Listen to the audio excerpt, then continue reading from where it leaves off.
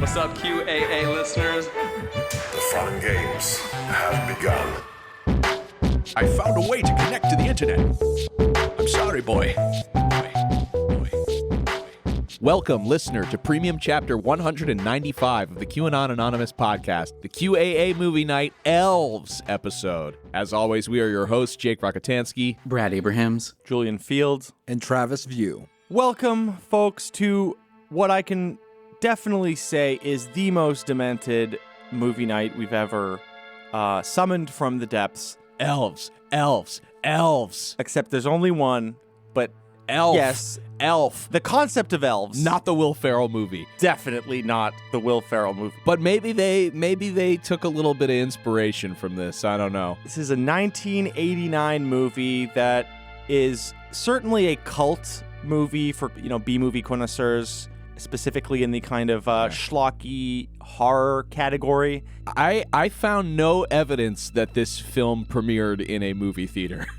I don't think it did. There's no way. I think this was the original. It would have to be rated XXX just for like the themes, not even necessarily for what they show. The film has a PG-13 rating. Come on.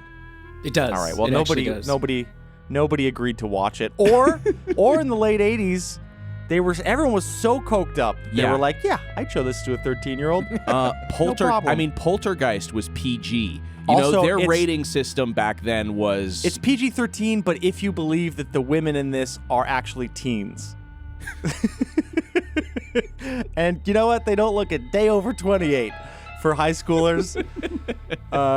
So today we're going to be exploring the very Christmassy, very lovely movie, Elves. A real delight, a normal movie, and I can't wait to get into it with you guys because I was at every turn shocked, and by the end of the movie, after an hour and a half approximately, I went to bed like I had been hit with like a sledgehammer or something. I was just dazed by the experience, so can't wait to share this with everybody. Maybe our most demented, definitely our lowest budget, and but maybe our best, maybe the best movie we've ever talked about on this show. Probably the best movie. And I'm starting to think that it's because Jake had been picking the movies all along. You know what? I watched this with a kind of half-cocked grin, like a child experiencing a movie for the first time. I do miss movies being so clearly like a drug smuggling ring of some kind.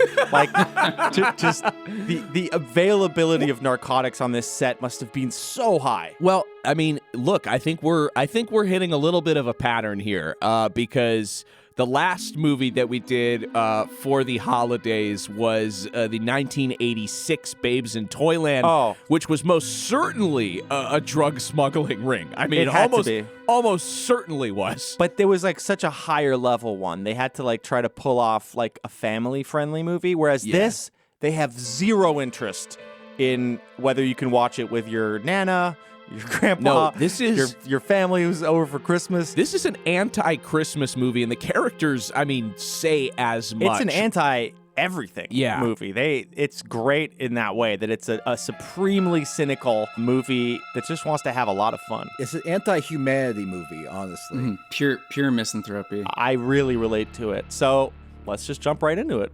Elves. My God, man. Where do we even start with this movie? So Elves was recommended by our very own Brad Abrahams, who has a real talent for finding the most bizarrely pilled content floating around in the ether. Yeah, I just want to say, since I was the first to watch it, I immediately regretted recommending it, and I tried kind of frantically on Signal to offer up alternatives, but you weren't hearing it. Why? It was too good. No, it's brilliant. It was too good. No, I sensed that too. I was like, Brad has started to watch this. He regrets his choice.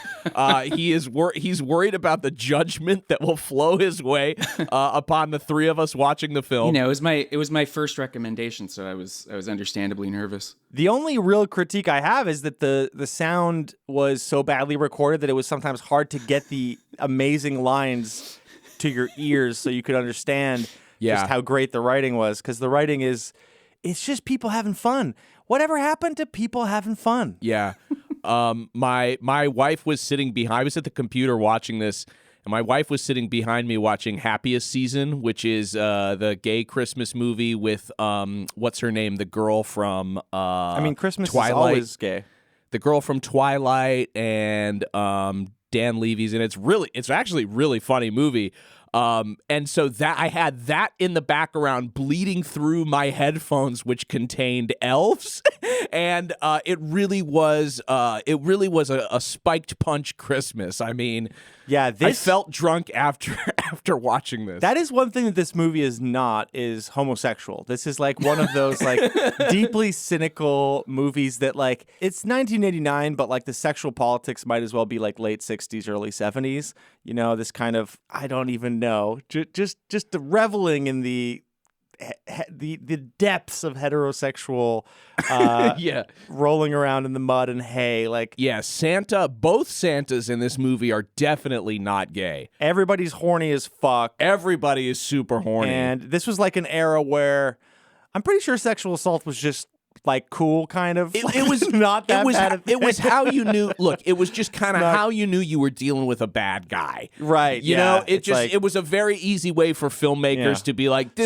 this guy's a real piece of shit. A little bit of a warning there that there's going to be some talk of sexual assault and maybe some animals are going to get hurt. Yeah. Oddly enough, both premiums that I've prepared to record today have sexual assault in them, so not a great way to head into the holidays. But I've rarely seen a movie treat it so gingerly. Like they are not shocked. Nothing can shock the people involved in this movie because they are like Scarface and cocaine between shots. As you'll see, I mean, the assaulter does pay the ultimate price at the hands of the elf. Well, so, everyone basically pays the ultimate price in this movie. Yeah. Anyways, everybody. We'll get I don't know into if there's one person who gets out okay. No, not really. Maybe the little brother. He's a piece of shit. He's a piece of shit right off the bat. Right off the bat, I've got that clip. Of course, maybe the funniest line I've ever heard in a fucking the little movie. kid was the best part. Yeah, that was ruled. unbelievable. I cannot imagine. What you know? What?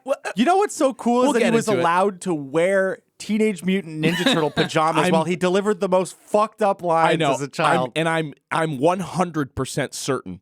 I saw 3 things in that boy's room that I myself owned or wore. Oh yeah, for sure. Yeah, because like I was born in '83. It's '89 when they make this movie. Yeah. He has a framed Ghostbusters 2 poster in his room with the no ghost with the peace sign logo. Yeah, infamous. Awesome. And I was like, oh my God, I had that. Yeah. I was like, I had the Ninja Turtle pajamas. I had the R2D2 C3PO sheets. At least this caused Jake some I see, I like. Which is one of the major emotional tenets of Jake. Jakey see, Jakey like.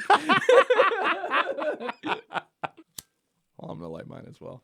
Oh, man, this is going to be so fucking fun. There's no way to even discuss this movie without chain smoking. I fucking loved this movie. Chain smoking is a part of this movie. We'll talk about Santa's smoking. That's a very big part of his character. Oh yeah, huge part. He never doesn't have a cigarette. Oh, he never does have rules. a cigarette. That's a great way to write a character. I'm pretty sure it's does. because the actor is unable to breathe without smoking at that point in his life, and he's just like, no, I'm not going to shoot a movie if I can't chain smoke. There's a scene where he's like running out of a library after like, you know, doing some research, and he's like running to his car, and I was like, surely he's not gonna have time to fucking smoke one in this like scene. And he gets three steps down, pulls out a lighter, puts like what looks like a half smoked like Ricky butt into his mouth, and lights it up, and he's puffing it as he's running to the car. Very, very frankly, that character is amazing. I love him so much, and I wish Santa Claus was actually like that. He would bring you a fucking carton of Pall Malls. So fucking cool in the movie. He really is. He's so chill. He has such drip. He's cool. Yeah, his drip rules. He looks sad all the time. He's wearing mascara. Now, okay, so I think you can gather by now that I really liked this film. I think it did some interesting things. This is the first time I agree with you, Jake. I think it did some interesting things. It is a totally melted holiday take on what I would categorize as a thrasher film. I think it actually is in a weird way, like less paranormal and more kind of in that Thrasher style. What is Thrasher? Is that Thrasher different is from guy Slasher? with a knife terrorizing young teenagers. That's Slasher. It's Michael Myers. It's you know. He's mixing up Slasher and Thrasher. What did I say? Thrasher. It's like a skate movie or something. I said Thrasher. I didn't say Yeah. Slasher. No. I meant Slasher. What did Okay. I write? Well, it doesn't matter. It's more of a Thrasher film because it's not. It couldn't acquire the rights to be a slasher I know why. film. I know why I wrote Thrasher because you guys will see in a second. Oh, there's a lot of thrashing around. You know, like you're doing, smoking ciggies. I'm not. He's lying. You have been listening to a sample of a premium episode of QAnon Anonymous. We don't run any advertising on the show, and we'd like to keep it that way. For $5 a month, you'll get access to this episode, a new one each week, and our entire library of premium episodes. So head on over to patreon.com/QAnon Anonymous and subscribe. Thank you. Thanks. I love you. Jake loves you.